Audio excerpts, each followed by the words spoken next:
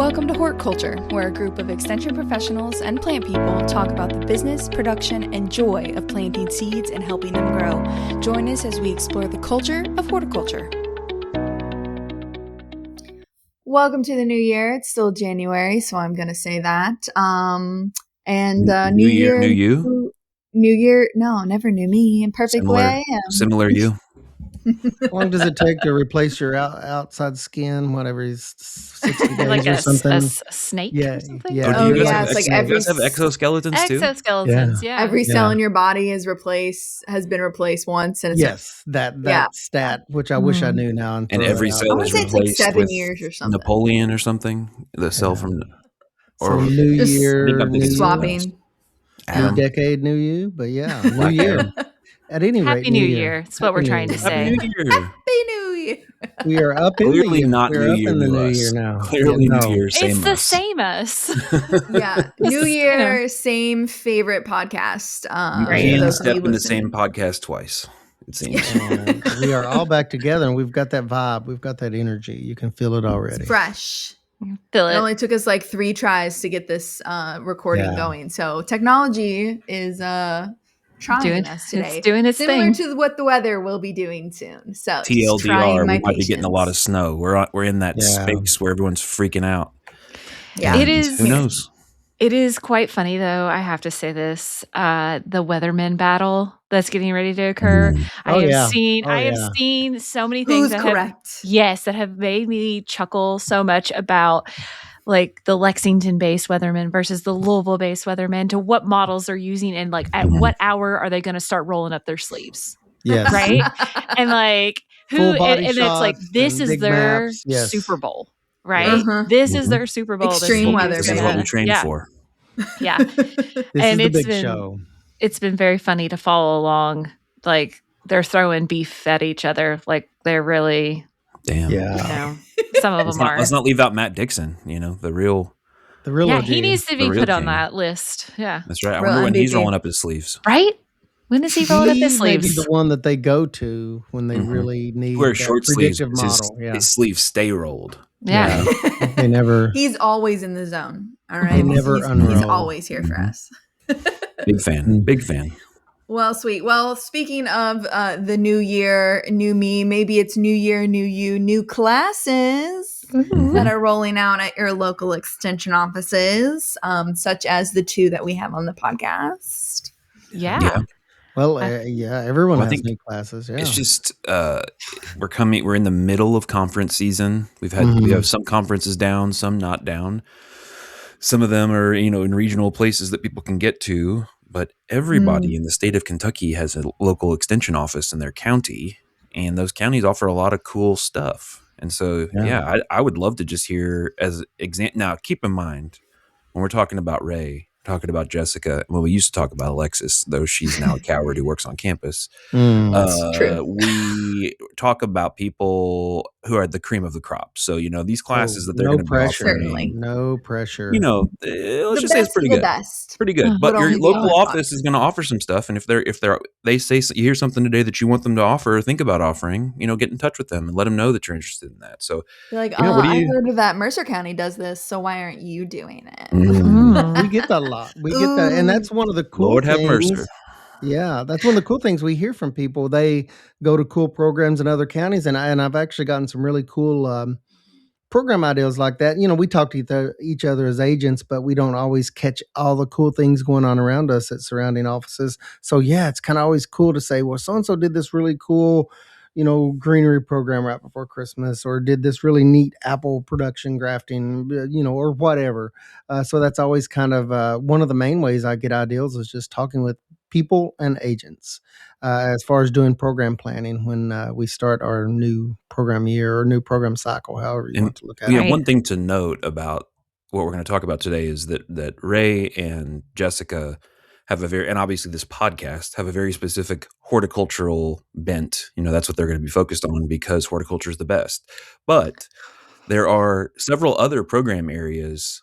So if you wanted to learn how to sew, or if you wanted to maybe learn about balancing your finances, or you wanted to maybe eat a little bit healthier or something like that, in addition to your beef cattle and your other crops and stuff like that. All of that stuff comes out of a lot of these extension offices. And so we're going to focus on horticulture because, again, Hort Culture is the name of the pod, but there's lots of other cool stuff too. Sort of a required.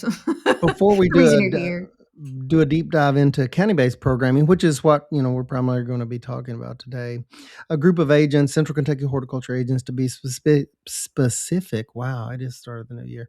We got together the other day, and we started this segment of the agenda where we're like, oh, this conference or that conference, and it just went on for 35 minutes or so, and I bet you we had 40 plus conferences listed out.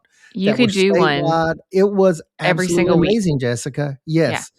It was amazing at all the cool there's stuff. Something going on. And it's from anything from vegetable production to fruit to big events. We're talking big events, big conventions. Turf conference to Kentucky Landscaping Association. Forestry related things, organic related things, equipment related things. One in Louisville, 30,000 plus people attend that. I mean, just these amazing events we just talked on and on about. And it was an eye opener for me as an agent because we had several new people in the room that were, worked with the extension service. So we had all these new ideas kind of flowing. But yeah, it was an eye opener for me. And I thought I had a pretty good handle on all the cool things going on in Kentucky. And some of the things we talked about were in surrounding states like Tennessee or Ohio. But I was taking notes as fast as I could on things that I personally wanted to go to that were kind of big scale stuff. Like conferences. Really cool. Really cool. So lots of stuff going on.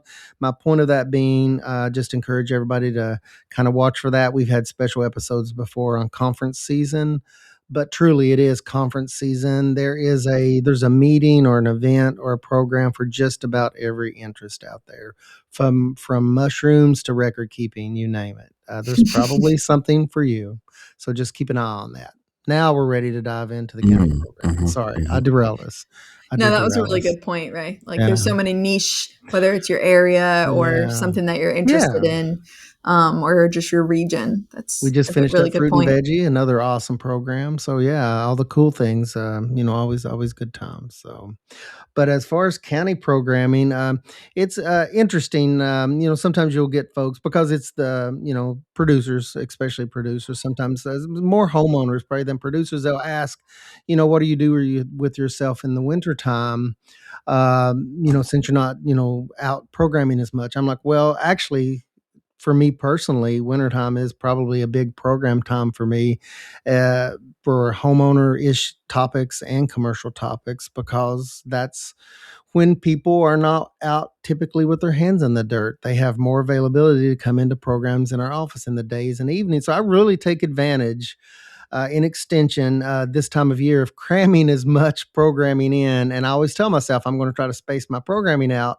But I never feel like I can effectively do that because there's a heavy seasonality in extension to programming. If you're in certain areas, primarily ag, natural resources, and horticulture, we're very cyclical, we're very seasonal.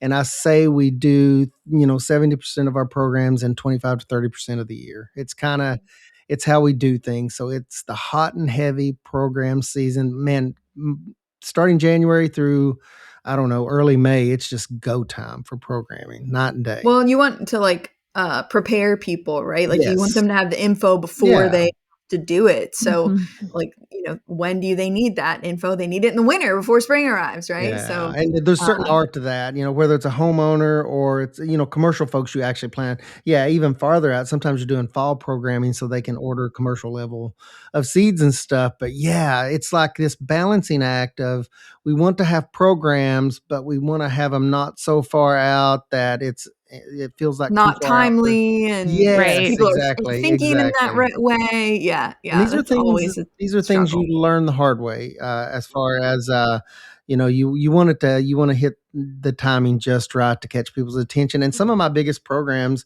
for homeowners, I'll say on the homeowner side, it's not true so much for commercial people, but some of my best attended programs, most successful, is when you get that couple of warm days in March, early March, late February, a couple of 60 or 70 degree days that are just, man, people are ready then, even though they shouldn't be planting things at that time necessarily. They get the But itch. yeah, They it's get the that itch. Either that or I try to guess when most of the gardening magazines are going to hit their hands. That's also a big time where, When the people are seeds ready start to go. showing up in the box Yeah. stores and the bulbs and stuff, that's when people start to think along those lines. Yeah. It's So what- it's on their mind. Right. So what kind of programs you got, Jess? You have anything coming up that you're Wait, particularly can I hyped? ask? Can I ask a leading question that Brett would normally ask? How do you decide what programs you're going to do for the year or for the next 6 months or whatever? However you do that, how do you decide? Base it on the questions I've had the previous year, and just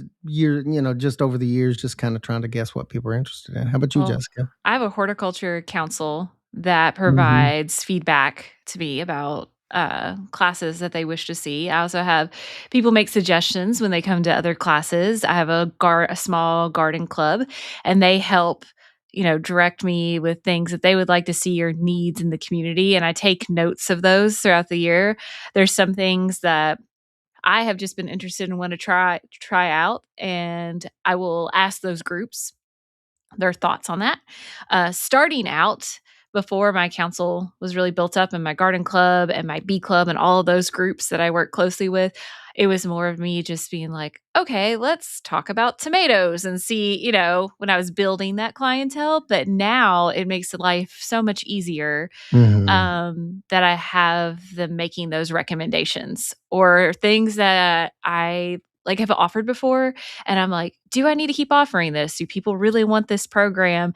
And like my garden group, like 2 classes that I have coming up this spring. One is growing asparagus, which I've offered in the past. And I'm going to give away asparagus crowns with that class. And another one is strawberries.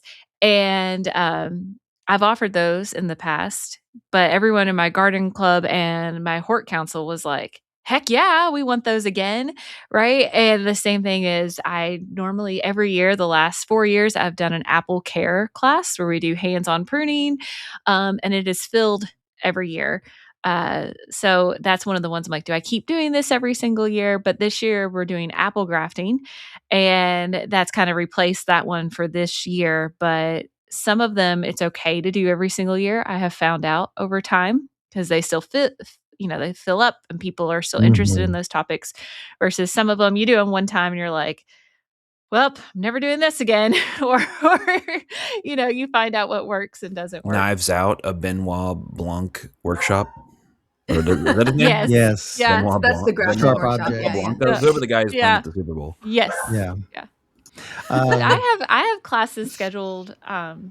I have all mine broken down between I do a monthly general public class. That's what how I label it. Yeah. And then I have my garden club and I do an activity with them each month. I also do a program at the library the first Thursday of each month. And so I have a different class for that. And then I have a category just called extra. And that's partnering with a neighboring county for like a gardening 101 class. Other events we have at the office here, tomato day that I offer, which is turned into a massive event, not necessarily a class, but do you do incentives by like giving away tomato transplants, Jessica? Because I'm curious. People have done that different ways. Yeah. So you Tomato have educational Day- incentives. Yeah. Tomato Day came from during COVID. The local high school greenhouse was stuck with all their plants. They weren't allowed to sell any more of them. So I went in and purchased them and we just gave them away at the extension office. And we put a little packet together of like growing tomato information, that kind of stuff. And they went. And so we did it again and it's just continued to build each year. And last year I wasn't even here for it. I was on maternity leave, but my great council members insisted that we still do it. And we also start offering free tomato plants at night. And we had over 200 people come to the office and everyone fills out a survey about how they found out about the event and and we've been collecting data the last several years of, did you get plants last year? If you did you harvest any tomatoes? Did you use them? And we've gotten a lot of good information the last several years from that. Yeah. When was Tomato Day?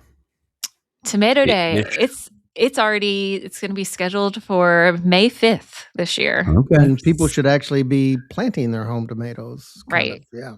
Be So, appropriate. Now, you just listed like a full year's, actually probably about 2 years worth of programming in 1 year. Now, that's programming that you schedule out. Now, you're probably like most agents, Jessica, I imagine, and that then you have just random people like requesting programs or you to talk at events and things. And that really just, that's kind of how I look at my schedule. Things that I schedule that I really want to focus on and get set. I've learned to do that early. And I'm sure most educators, the field educators, non-formal educators, that's a lot of times that's how we do it. If you have things you want to do that year, you have to put them in the schedule, and Right. then you're ready for the request and as you have time. Yeah. And there's other things that happen within an office too. Like we have a Farm City dinner that's Mhm. coming up in March. We have a leadership luncheon in February. We have in October, I know I have the Harvest Home and Table Fair. And then we can't forget about the whole month of July, for me, in my case, is dedicated to county fair. So you have that goes into it as well. But it's fun, like this time of year, getting to plan out these Yeah. classes and the Order all the library. supplies and Yeah. So what are some like examples of like your library programming or your general public that you like that are coming up this year for you? Yeah. So like the library is kind of like a lunch and learn situation where it's at noon. People can bring their lunch and the library provides drinks and like a little, dessert for people to participate. And I've done classes in the past that are just very traditional, like classroom setting, gardening 101, insect pest, a variety of things. We've done a tree ID one where I brought in a lot of tree samples and show, how to identify common trees around our area. But this year, my theme with the library is to do more hands-on things, small projects. So for February, we're doing microgreens. We're starting seeds in March. We're going to do dish gardens in April. We're doing propagation that was requested. One that I'm also very excited about that Ray mentioned, how we share program ideas with each other. One that my FCS agent and I are going to work on together that we're taking from Clark County is herbs for tea, for iced tea. And talking about the different herbs you can grow easily and use an iced tea. And then our FCS agent says she'll prepare the iced tea and different recipes to use them in and have them as like a tasting event. So, and I'm hearing you with all of these programs. You're not just you. And the cool thing about the extension service is, yes, you have a lot of cases. You have county office, a county office, and teaching space there. But I'm hearing you say, Jessica, that you're out in the community doing a lot of these programs. Right, and it's a different audience. And I've discovered over time that I have a different audience who comes to the extension office versus the library, and they have slowly started to integrate with each other. Oh, awesome. The more time I've spent at the library, some of my people who meet at the extension office have come down there, and then vice versa. Some of the people who've never been to the extension office are now coming up here for classes, and then they get on the newsletter list and follow us on social media to come to all of these classes.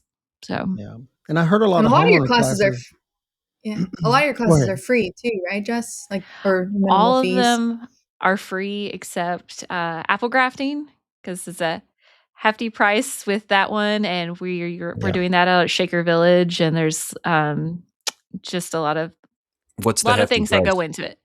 Oh, hefty price, like $25. Okay, cool. Very for expensive. like Some of these classes are or very something. expensive to Sure. host. Yeah. Oh, well, $25 for like someone to come to the class, but material wise, It costs you all on the back end more. yes. Yeah.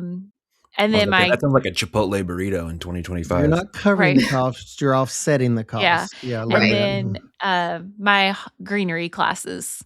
Yeah, I charge. That's the only other thing I charge for, because the greenery price adds up, and then all of the other ribbon, fake berries, because I will not use real berries because it is a mess, and all of that stuff that goes along with it. But besides that, I try to offer everything for free. I'm very fortunate in the county that I'm in to have a program support where I can do that and offer plants. Like I also plan to do like growing a fig class and order fig plants to give out. But of course, with a lot of these, especially with those, you have to RSVP by a certain date, and space is limited. A lot of times I tell you can still come to the class Yes. because some people sign up and then they don't show. So you might get lucky and get one of those plants, but I just have to set a limit because I got to know how many plants to order. Yeah, that's what I do is like the first 50, and it's really, since it's an educational incentive, it's also an attendance incentive. That's the first 15 to register gets X amount of strawberries. And like you said, if someone doesn't show and you have to show to receive those plants, then that allows you to go down the list and move those plants out very quickly. Yeah.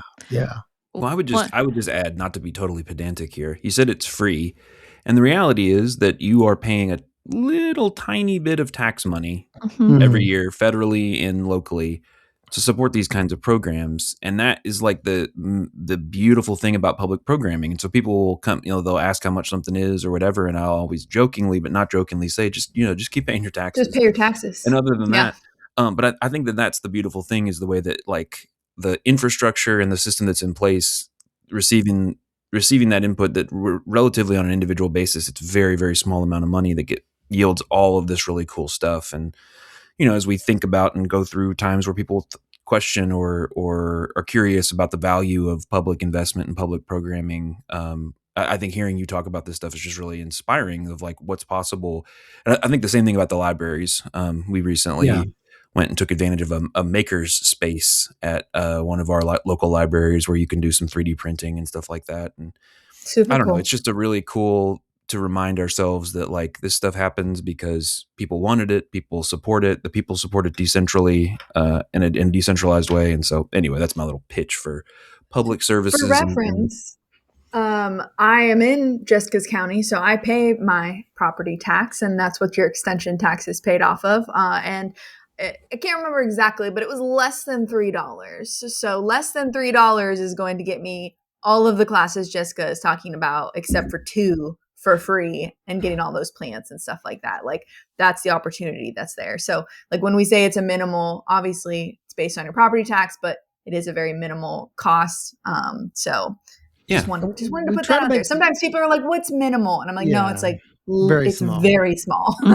Less than a Chipotle burrito accessible. for sure. Yes. Definitely Chipotle. We had that last night. It was very good. Now I'm hungry for that again, Brett. Thank you. The burrito is very, very impressive in weight and size. So, yes, absolutely. But we try to make these things accessible, these community programs. Jessica, you've mentioned a lot of homeowner programs. We also do commercial programs.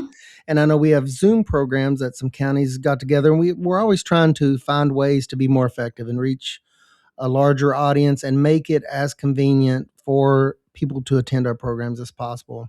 And an example of that Jessica's worked a lot on, a few of us and Jessica, is like a commercial series coming up. And we work with specialists on campus. We're not necessarily delivering the bulk of the program, those programs ourselves, but that's a Zoom series coming up.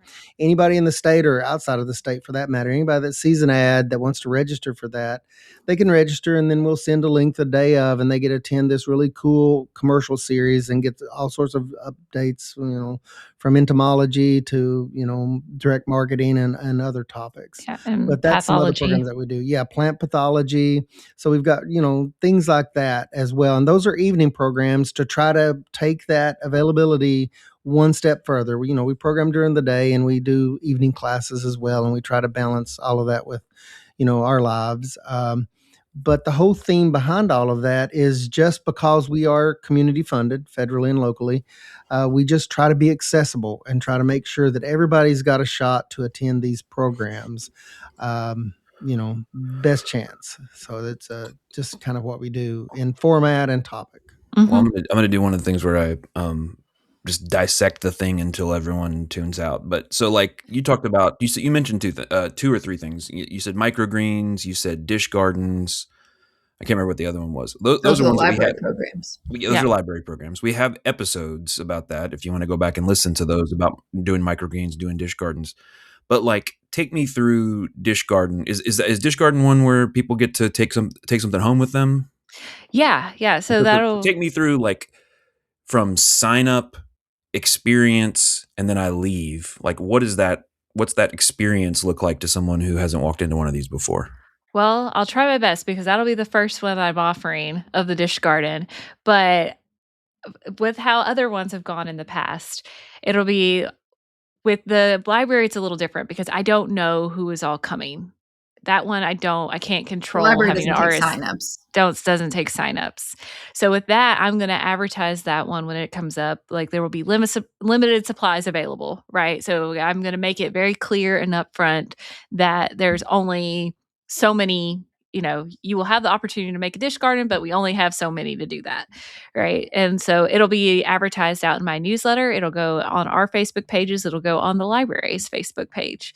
Um, so then, like I said, I'm do it at noon at the Lunch and Learn, and come in, have the whole setup there to make a dish garden, including little plants, the soil, containers, everything there, and do a short educational PowerPoint. So a lot with these hands-on ones, if I will either have a very short PowerPoint that kind of goes over what we're doing, the reason why we do it, maybe like if you have issues with this is probably the reason, like care of things. um or like when I did the native tree one, I didn't have a PowerPoint with me, but I provided keys, right? So everyone got a printed out key and the forestry books that have the Kentucky native tree books to help them identify trees. So they'll have some sort of material to take home with them to reference how to do this, how to do care, how, like, the goal with a lot of these classes is, okay, we do it there. Now, how do I repeat this at home? Especially with growing things and taking care of things. So that's the ultimate goal. Like, we'll come in and then we'll go through step-by-step care, how to do it, and then allow people to have the freedom to do it themselves. And I will provide as much assistance as they need, little or a lot, to do that project. And then hopefully they'll tell their friends about what they got to do and want to sign up for my newsletter and find out more programming. So Yeah, that's really cool because what I'm thinking of like an alternative experience where I go and I watch a YouTube video that provides some of the stuff maybe that you're talking about, maybe about care, maybe it's in pieces, maybe there's a lot of conflicting information. And then I try to go on Amazon or some other retailer and order the pieces. And then I maybe go to the nursery or maybe the big box store and I try to get the plants, and maybe I get the right ones, maybe I don't get the right ones. And then maybe I have a really high threshold for frustration, but I happen to be married to someone who doesn't. And so then if the thing doesn't work out, it's like, well, I guess I'm not going to do that. Whereas like I get to come to this thing, talk to somebody who learn from somebody who knows what they're talking about. And I have just the amount of materials to try this out and be set up for some amount of success to then take that home and just see if it's for me. And just to contrast that with the like hyper isolated, individualized, you have to order everything, and you're not going to probably be able to order one tray and just enough media and just enough, like that to me is like a huge value add to the experience that for a lot of people who are trying to get started in things, we think we have a lot of people who are curious about stuff. That's a tremendously valuable thing. And like, in this case, there's no cost. You show up, and again, and you're talking about people have to show up and there's no pre-registration. I assume disputes are settled through fistfights in the parking lot or whatever. Yes, absolutely. Yes. And so is there, but some at the office, there's some opportunity to be able to register, right? Right. Yeah. So especially for some of those like apple grafting that we're taking registration for right now, like you have to pay to keep your spot just because it's a lot of material, it's a lot of time to do that class.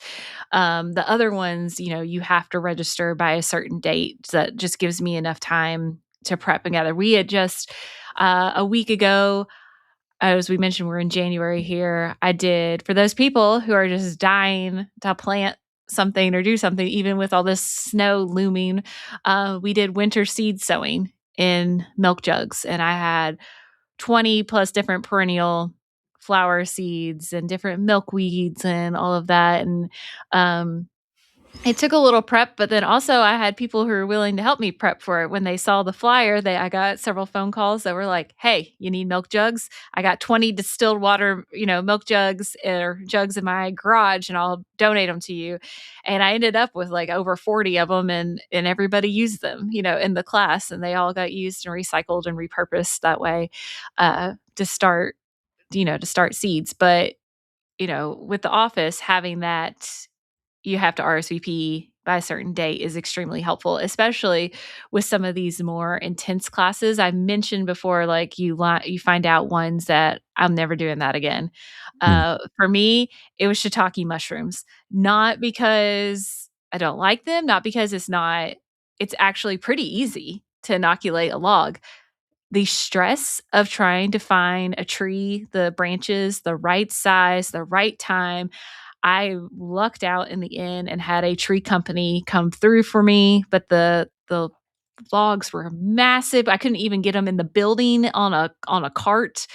And I was just like, after that was over, I was like, never again am I doing this. Instead, Yeah. I pivoted and I did oyster mushrooms. Nice. And that was fantastic and great. And I'm willing to do that again. Originally, I had the plan for March to be mushroom madness. I had this whole theme in my head, but now I'm doing a lot of asparagus and apple grafting instead. Asparagus madness. So Well, that's the interesting flip side is that if you were just going to do a demo and you only had to locate one log, right. And okay, or if someone wanted to try that at home, it's easier for them to find a single branch of whatever hardwood species works, the right size, than it is to try to assemble kits for 20 or 30 people. But I wanted to stress myself out and search for branches. It's a lot harder to do the hands-on stuff in it, but we try to adhere to like good teaching principles. It's very rewarding,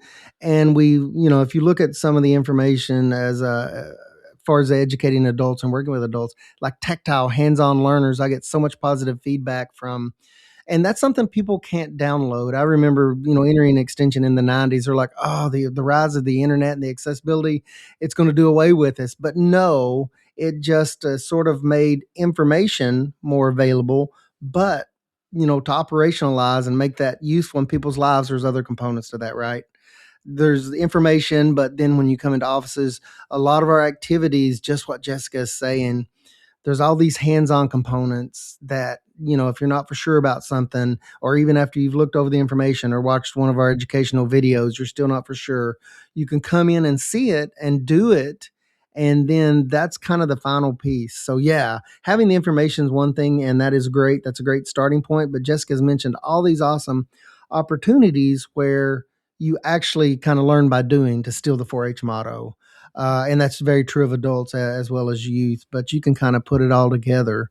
Well, you said 4-H, and that just, there are versions of these things that are available for kids along with a wide variety of other things. And I'm just thinking, like, as a lot of people are feeling the tightness of the economy, and I think turning to some of these publicly available things for like an edutainment experience where you go and you learn and you have fun and you interact with people for a very low cost or no cost, it's a really valuable thing that's maybe not on people's radar. Sorry, go ahead. Oh, I was going to say, we have like a very big and active 4-H cooking club and a Clover Bud, Clover Bud is the younger version of a 4-H'er. So they're like 6 to 8 years old, a Clover Bud cooking club, right? So those are free and they're learning cooking skills after school, and it's a very popular club that fills up, and we have to cap it because we just don't have enough space for all of them.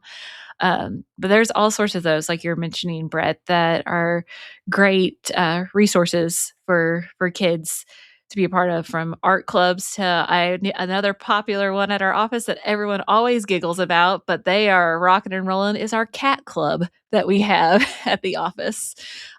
Very popular. Grow your own cat. So, how to grow your own cat. Yep.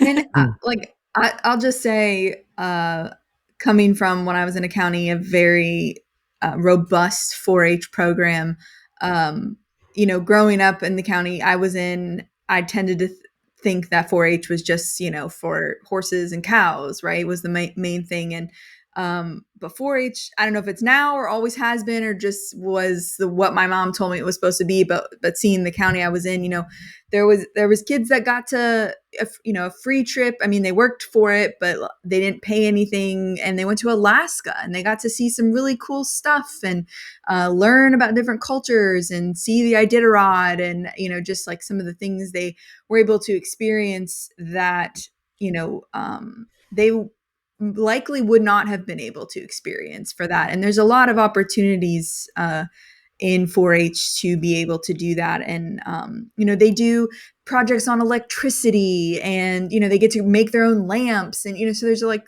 a lot of really cool stuff that is not, I mean, there's also, things that they can do if they want to be, there's kids that are in the city who want to know more about horses or cows or whatever. And so there's opportunities for them to have those experiences, even if they're not on a farm. Yeah. So sometimes I like to remind people that because I didn't grow up thinking that. And there's just so much more to 4-H free opportunities for children that and in like teens, they have teen clubs and cooking and just so much stuff that's not like farmy necessarily. And we just finished our country hams. Country hams is a massive program, and not only are these kids learning about curing a country ham and doing that whole process, they also I didn't even know it was sick. A part of that, they have to learn how to do speeches, right? That's what we always say. We're always making the hams feel better. Yeah. So our office tonight will have, I don't know how many people here, but every room in our office and even the front vestibule and all of that are set up with chairs for speech contests tonight.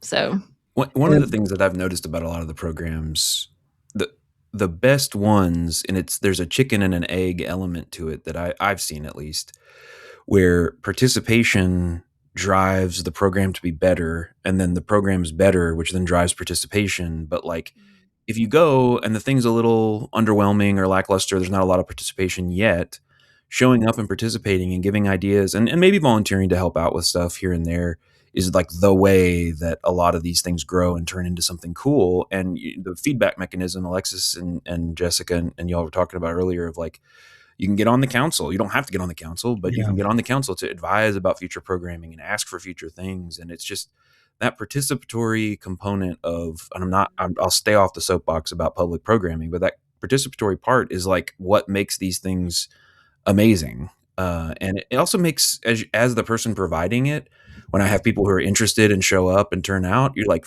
I feel better. I feel like, okay, I'm on the right track. And all that stuff. But we talked a lot about kind of homeowner, maybe people who are trying to tiptoe into dish gardening or something like that. But there's also a lot of support is a challenge because there are, just by sheer numbers, there are way more people who work work jobs and want to have some plants to spice up their life, or maybe they want to have some backyard bees or whatever.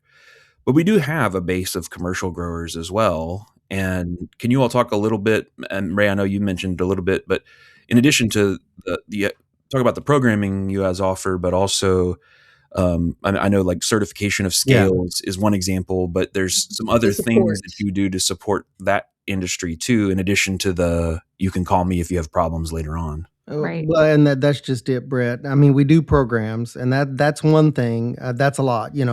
We have on-campus specialists like you guys, you and Alexis, that we couldn't do without. And then we have the hardcore field researchers, subject matter people, supports us, and then we're the kind of the last mile in the county. We deliver programming, but when it comes to commercial producers and homeowners, for that matter, another really unique thing that we do in the Cooperative Extension Service that's going to be hard to be replaced by AI, to be quite honest, is that we will, in a lot of cases, not in every single county, but almost every single county, we're set up in such a way that if you're having trouble, if you're, let's say, a commercial producer with a high tone, you're having a tomato disease issue, we can set up a time to come out to look at your operation individually. And for me, that's a very high level of service. Now, that's in addition to all the commercial, pesticide trainings or greenhouse trainings or food safety certifications that we offer. That is direct outreach, one-on-one customer service that we offer. And that's something that's really, really unique. And it's kind of at a different for free. level. You go do those site visits for free. Just People to try to reiterate. pay us, but again, They- then I They say, do always you pay did, your yeah. taxes? Yeah. Yeah, Have exactly. you got your legal pad of questions that you have been wondering, or things that come up as you're walking around? Because, obviously Alexis as an agent did this a lot, and we've done it a little bit together from the state level, but we are not able to offer nearly the level of service that your local county agent is going to be able to offer, as far as multiple visits to follow back, or if you have questions afterward to call. I think I feel like that's we're kind of a pyramid. tremendously. You support us, Brett. You guys do an amazing job, CCD. Lots of other folks on campus do a great job supporting us, and then we're like kind of like I said, that last mile in counties. So our system has to work like that, I think, and that's something else really unique about the Cooperative Extension Service. That we had this discussion 25 years ago. Are we going to be replaced by information? But then we kept circling back to the fact that the Cooperative Extension Service generates information. Yeah. Research-based information, and then we apply that sometimes through general programs, sometimes through very specific programs on things like, new chemicals or new varieties that may have taken 3 to 5 years for, on-campus specialists to kind of hone and go through the process of vetting those new varieties and coming up with their top 3 recommendations or whatever in a given scenario. But that's another really unique thing about the Cooperative Extension Service. We're not just in the information dissemination business, we're in the information generation business. I mean, information online has to come from somewhere, right? And that's our one big pivot is we're probably the single biggest within our subject matter in the U.S. of that information generation as far as research goes. That's one of our big tent poles that we stand under, is that we generate, research information. And then we go all the way down to a county level where Jessica and I are at. And that gets pushed out heavily at a very local level. Sometimes we're walking around your farm under your greenhouse or under your high tunnel, putting that information to work on your operation. And that's one of the great things about the Extension Service. And I didn't always appreciate that, but people have pointed that out to me, and I've ran into people from other countries in some cases over the years. And it was kind of, I had a specific moment. The person was a farm manager of a large commercial farm from France. And he, I guess they have some equivalent to the Extension Service over there, but he said he's always enjoyed the Extension Service in the United States because of the things that we just mentioned. He said it's so amazing, and Brett mentioned it earlier, the return on investment, and Alexis touched on it, the dollar for dollar return on investment for him. He said, every time I use you guys, I'm getting 10 times more than I put in, and that's our goal, is to give communities more than they put in. And we want to be a good investment. We want to be a good return on investment. But, it took somebody not from the United States as a native to point that out to me, and it's always stuck with me all these years. When he pointed that out, that, that's kind of one of the things that we do. We're an investment in the way our system works, and we're supported, Brett mentioned, federally, and then we have local tax money involved, specifically here in Kentucky, not in all states.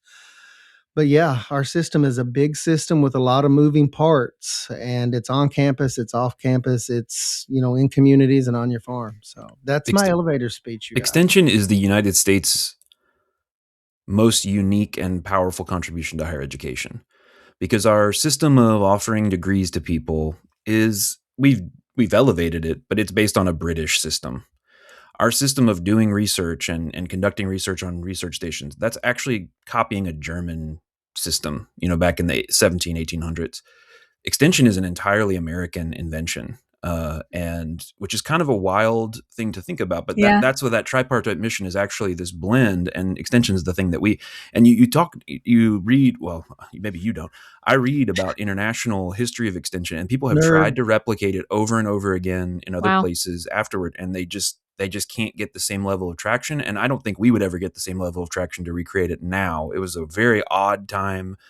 There's lots of criticisms to be made of how and why and all that kind of stuff. But the actual public service mission of a higher education thing, where there's information being generated, there's graduates who have a connection to it.